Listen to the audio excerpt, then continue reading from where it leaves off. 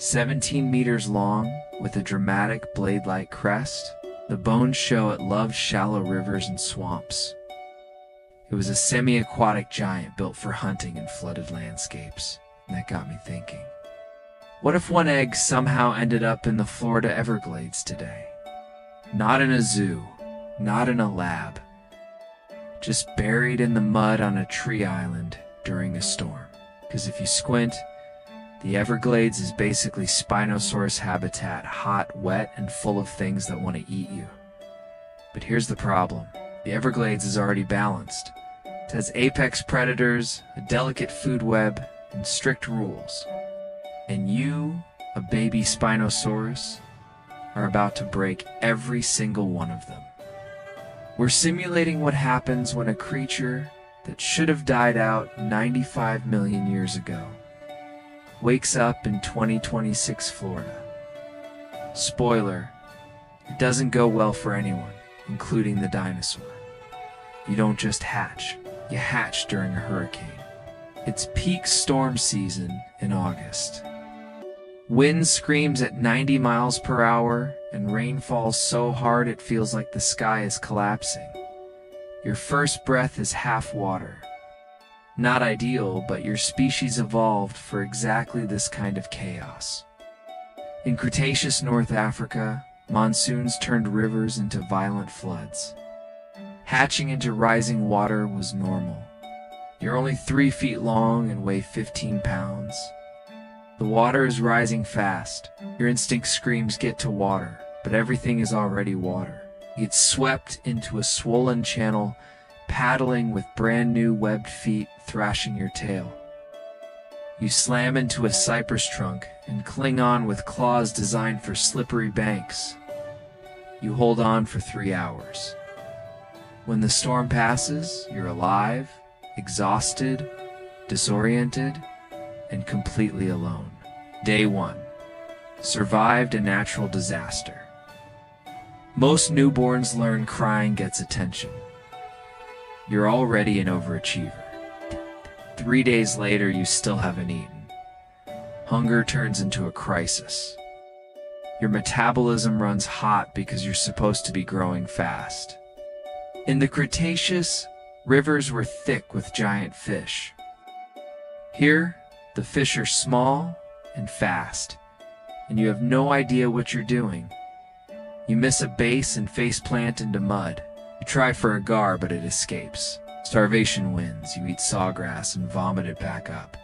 Your system is built for meat only. Finally, you find a half-rotten fish abandoned by a gator. It tastes like survival and decay, but you're past having standards. That's when you learn the first rule of the Everglades. If you didn't kill it, something else did, and that something is probably still nearby.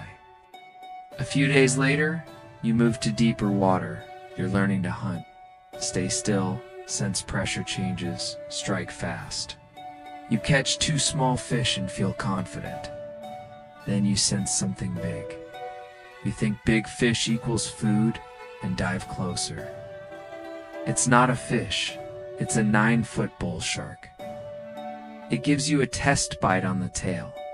You scream a high-pitched distress call. You thrash but can't outswim it, so you scramble into shallow water. Your claws rake its sensitive snout. It retreats. You drag yourself onto the mud bank, bleeding. First real injury. Second rule learned. Even the water isn't safe. 3 days later, your tail has a permanent kink.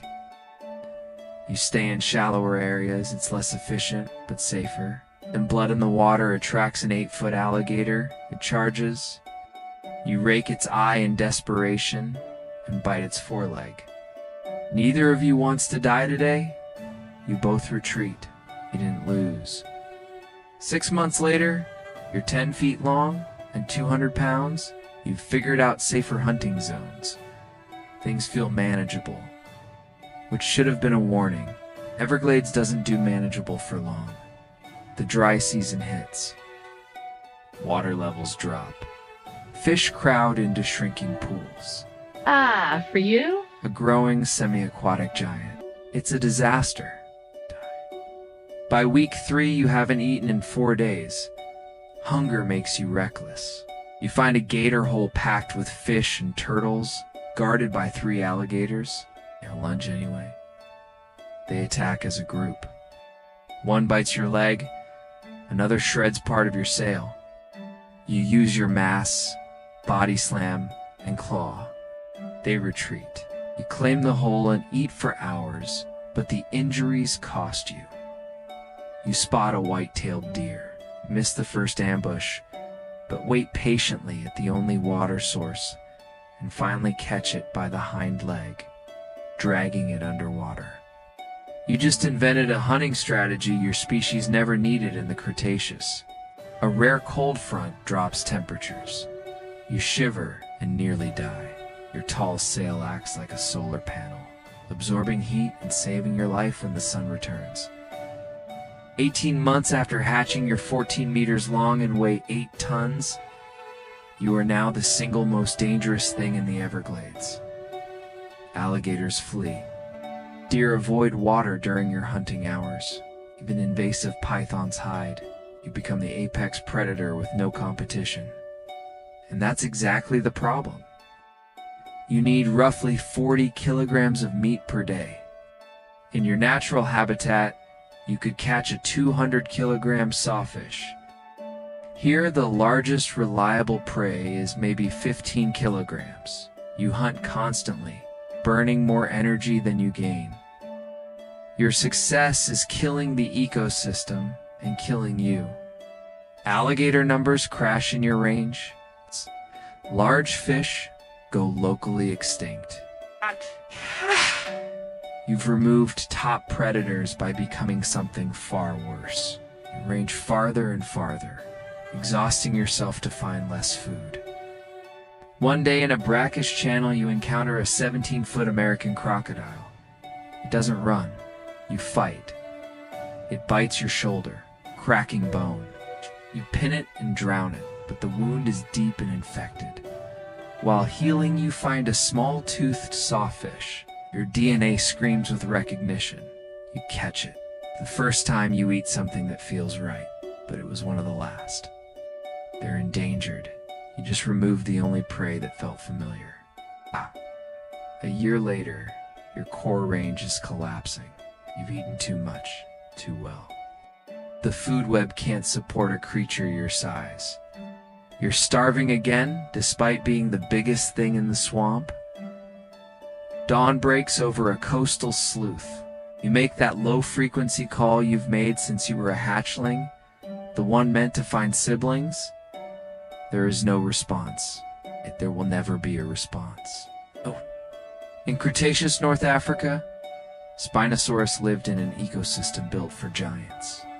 Here, you're an invasive anomaly that broke the system by dominating it too well.